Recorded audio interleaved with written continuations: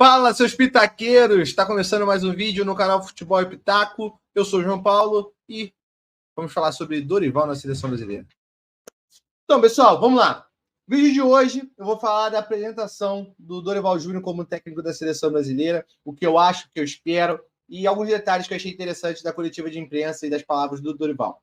Então, vamos lá. Antes de mais nada, deixe o seu like, se inscreva no canal, ative o sino de notificação e dá essa moral pro pai. No final do vídeo, você também comenta aí, ou durante o vídeo, comenta aí o que você acha, o que você espera do Dorival como treinador da seleção brasileira.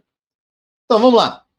Primeiro ponto que eu quero falar aqui, que eu achei muito importante sobre a coletiva, e se não foi o mais importante, na minha opinião, sobre a coletiva de imprensa do Dorival e a apresentação dele, foi na hora que ele vestiu o agasalho da seleção brasileira e tava meio justo, professor. Parecia eu usando camisa M. Tava coladinha, tava...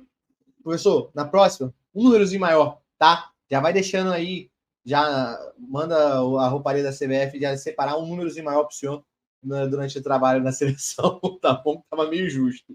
Mas, brincadeira da parte, vamos lá.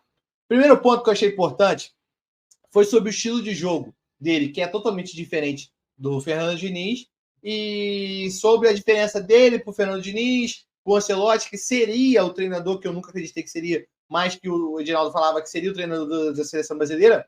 E ele falou algo muito interessante, que para ele, estilo de jogo e tal, e o que ele fez em toda a carreira dele foi tentar se adaptar aos jogadores que ele tinha à disposição nos clubes. Ele nunca chegou no clube com uma ideia, vou jogar com tal formação. Não, ele chegou no clube com a ideia de aproveitar ao máximo cada atleta daquela equipe. E ele falou que vai tentar fazer isso na seleção brasileira, o que eu já acho muito bom e é de extrema importância, que, na minha opinião, é o grande defeito da carreira do Fernando Diniz. Ele tem muita dificuldade de moldar o seu trabalho, moldar a sua forma de jogo com os jogadores que tem. Talvez eu tenha essa opinião por não conhecer ele no dia a dia, não conhecer o dia a dia do trabalho, mas é aquilo que parece. Por exemplo, ele no São Paulo, na primeira passagem pelo Fluminense, com jogadores extremamente limitados na saída de bola, ficar forçando uma saída de bola com o goleiro, com o zagueiro, com jogadores que não têm essa qualidade toda. E aí o time sofria muitos gols por bobeira. Coisa que agora no atual Fluminense, essa saída de bola já está muito mais controlada, porque o Fábio se tornou um grande jogador com os pés também. O Nino, que jogava no Fluminense com o Felipe Melo, saía muito bem com as bolas nos pés, e com o André voltando, isso já estava resolvido nesse novo Fluminense. Só que ele sofreu muito durante toda a carreira dele, e na seleção sofreu bastante nessas 6 partidas que ele fez como treinador da seleção brasileira. E sobre esse assunto, ele falou algo que é muito importante, que para ele, números de formação, 4-3-3, 4-4-2, 4-2-3-1, isso são só números que, na verdade, são balela. São coisas que comentaristas de futebol ficam empurrando nas nossas cabeças para que a gente possa achar que eles entendem de futebol e nós também, ao repetir, achar que nós entendemos de futebol. Coisa que, na verdade, não é a real. Aí já vem a minha opinião, né? Não é o que ele disse. O futebol moderno passa por isso. Passa pela quebra do paradigma de números na escalação. Por exemplo, passa pela quebra de que o time vai jogar com 4 defensores, 4 meio-campos e só 2 atacantes. Passa por isso.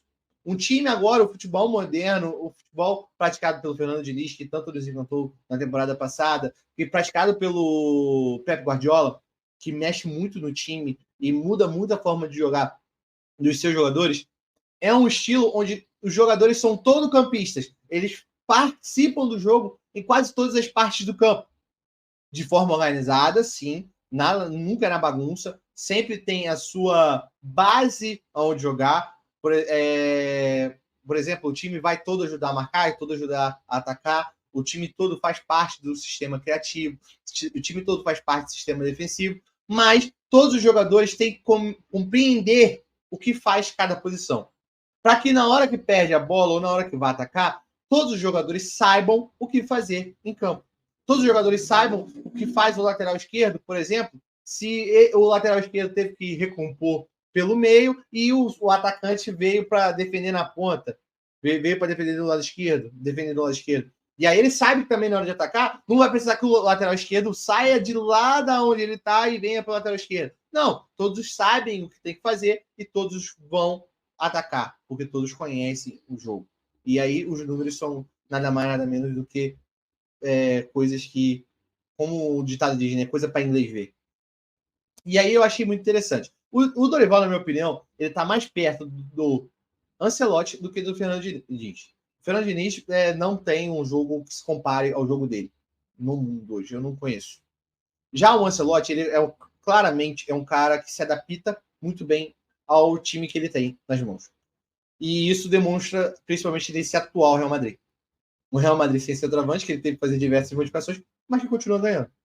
Ganhou na Champions, na primeira fase, tá ganhando, é o atual líder da La Liga, tá na final da Copa do Rei. Então, é um time que tá sabendo jogar porque tem um treinador que sabe o que fazer e como tirar o melhor de cada atleta. E o Dorival, eu acredito que seja esse cara, principalmente com o hype que ele tá no momento, com o atual momento dele de alta, de extrema confiança no seu trabalho e de que tudo que ele tem feito tem dado certo, ou quase tudo tem dado certo. Um Flamengo que ele mudou o jeito do time jogar, fez algo que era inimaginável por muitos, inimaginável por muito, mas que deu muito certo, que era o Gabriel e o Pedro jogando juntos. E ele convenceu ao Gabriel não ser um centroavante como era há muito tempo, mas a jogar pelo time, a jogar como quase que um meia. E jogou muito bem o Gabriel Barbosa na temporada de 2022. E o São Paulo que jogou num time totalmente diferente. Um time que sabia como jogar de acordo com o adversário. Se pudesse dominar o jogo, dominava. Mas se precisasse que dar a bola para o adversário e deixar o adversário jogar e sair no contra-ataque, também fazia. Então, já começa aí as diferenças, principalmente com o Fernando Diniz. Uma outra coisa que eu achei muito interessante que eu queria falar com vocês foi a pergunta boba, para não usar outra palavra, do Riga, da Jovem Pan. Eu gosto dele, acho um bom repórter. As participações dele no programa da Jovem Pan acho interessante. É um cara que às vezes descontraído, eloquente um pouco em suas palavras, mas eu achei desnecessária e boba, besta, a pergunta que ele fez sobre o relacionamento do Dorival com o Neymar, daquele episódio lá dos tempos de Santos. O Dorival já falou muitas vezes que não tem nenhum problema com o Neymar, de que aquilo foi resolvido no vestiário naquele mesmo jogo. E não tinha necessidade nesse momento. E vai totalmente contra aquilo que o Dorival pediu na sua fala inicial, de convocando todos os brasileiros para estar juntos dele nesse projeto, nesse trabalho, que é levar o Brasil novamente, primeiro, a uma final de Copa do Mundo, e depois chegar à final, ganhar é consequência de um trabalho e do dia, e da sorte, etc., de várias coisas que são do futebol.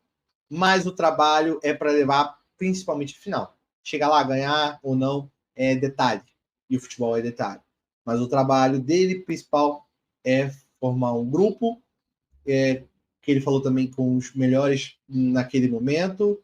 Ele usou esse termo, né, no momento, o melhor em cada momento, que esteja desempenhando o melhor futebol no seu clube, tal, e fazendo um bom trabalho para que o povo brasileiro tenha orgulho da seleção brasileira e volte a querer assistir a seleção brasileira. O que esperar do Dorival na seleção? Eu espero a seleção brasileira já no primeiro amistoso, que se não me engano é contra a Inglaterra, já uma seleção mais equilibrada no quesito de sofrer poucos riscos. Eu acho que ele vai trazer a seleção, os jogadores, mais próximo do jeito que o Tite jogava do que do jeito que o Fernando Diniz queria. Que é algo que eu já esqueci de falar, que já é a diferença que o trabalho do Dorival vai ter do trabalho do Fernando Diniz. O Dorival já entra com o respaldo de um contrato até 2026, pós-Copa do Mundo. O Fernando Diniz, ele tinha que se dividir entre o Fluminense e a seleção brasileira, e um trabalho de 8 jogos, que já é um outro tipo de trabalho. Porque todo mundo sabe que o trabalho da seleção brasileira é totalmente voltado para a Copa do Mundo. Os ciclos da seleção brasileira giram em torno de Copa do Mundo. Então, quando você não tem esse respaldo, principalmente do seu empregador, que o Fernando Diniz não tinha, já dificultava muito o trabalho, porque Os jogadores também não sabiam, pô, eu vou aprender este estilo de jogo agora, para daqui a 6 meses já ter que esquecer e aprender um outro tipo. Porque o Ancelotti seria totalmente diferente. E foi assim que o Fernando Diniz ele sofreu muito com isso, e nós sofremos muito com isso. Eu acho que o resultado da nossa eliminatória até o momento passa por isso. Passa pelo Fernando não ter o respaldo de também poder fazer o trabalho da forma que ele quisesse, pois ele não poderia, eu vou começar a convocar tais estilos de jogadores, porque daqui a tanto tempo, quando chegar próximo à Copa do Mundo, nos 3 anos, ou quando chegasse na Copa América do meio do ano agora, que o Fernando não seria o treinador, eu vou ter já um time que entenda o que eu quero jogar, da forma que eu quero jogar. Além de outras coisas que ele não teve de jogadores machucados e tal, e o Neymar que se lesionou para as últimas 2 partidas e contra o Uruguai. Então, já tem essa diferença. O Dorival já entra com o respaldo de um contrato até 2026. Que, claro, obviamente pode mudar, porque o futebol é de resultado. Ele no São Paulo, se ele chega agora, começa mal o Campeonato Paulista, pede a Recopa para o Palmeiras, provavelmente cairia. E na seleção brasileira vai a mesma coisa. Treinador ganhando, como o Vanderlei Nogueira falou esses dias na Jovem Pan, treinador que está ganhando não é demitido. O que manda no futebol é o resultado. Então, se o treinador está ganhando, dificilmente ele sai.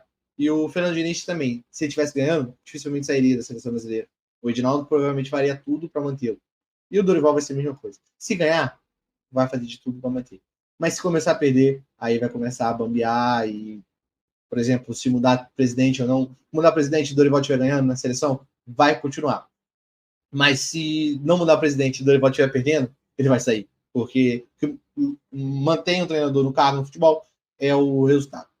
E o que eu espero um time do Dorival, um time muito mais próximo do time que era o time do Tite, time bem equilibrado, defensivamente e ofensivamente. Acho que vai ser um time que vai ser muito adaptativo ao adversário. Ele com certeza vai botar um estilo de jogo, e até porque jogar com essa camisa da seleção brasileira pede que você domine todos os jogos. Não é aceito por nós brasileiros que demos a bola para o adversário e não joguemos a partida. Então, acho que ele vai tentar isso. Um time que domine o jogo, mas que também sofra pouco na defesa. Que é muito próximo do trabalho que o Tite fez e que foi... teve êxito, de certo modo. Mas que por algum momento, por um detalhe, como eu falei lá atrás, nós perdemos a Copa do Mundo. Por um detalhe do juiz que não deu as faltas que deveria dar, a Argentina que bateu demais no Neymar na Copa América e o juiz não deu as faltas que deveria, nós perdemos a Copa América, fomos eliminados na Copa do Mundo. Por um detalhe, por exemplo, de um pênalti que quando estava 0-0 ou 1-0 para a Bélgica, lá em 2018, do Gabriel Jesus, se o juiz dá, talvez teria sido totalmente diferente aquela história já. Então, futebol é detalhe e são esses detalhes que mudam a história, que mudam as partidas e que talvez o Dorival possa conseguir controlar um pouco mais. O Pep Guardiola, ele diz em diversas entrevistas que luta para tirar o imprevisível dos seus jogos. Mas o futebol é cheio dos imprevisíveis e por isso muitas vezes o Pep Guardiola perdeu. O City muitas vezes perdeu, o City não é o líder da Premier League por causa desses imprevisíveis que muitas vezes acontecem, ou até mesmo por conta do trabalho do adversário que tem que ser ressaltado. Ou tem um adversário do outro lado que trabalha, tem um adversário do outro lado que também quer vencer, e aí a gente precisa entender isso no futebol. E o que a gente precisa entender que a nossa seleção faça é trabalhe, dispute, seja competitiva, que aí fica muito mais perto dos resultados positivos. Deixa aí nos comentários o que você acha do Dorival como treinador da seleção brasileira, se você preferia outro treinador, se você acreditou na balela do Edinaldo de que o Ancelotti seria o nosso treinador, diz aí nos comentários. Deixe seu like, dá essa moral para nós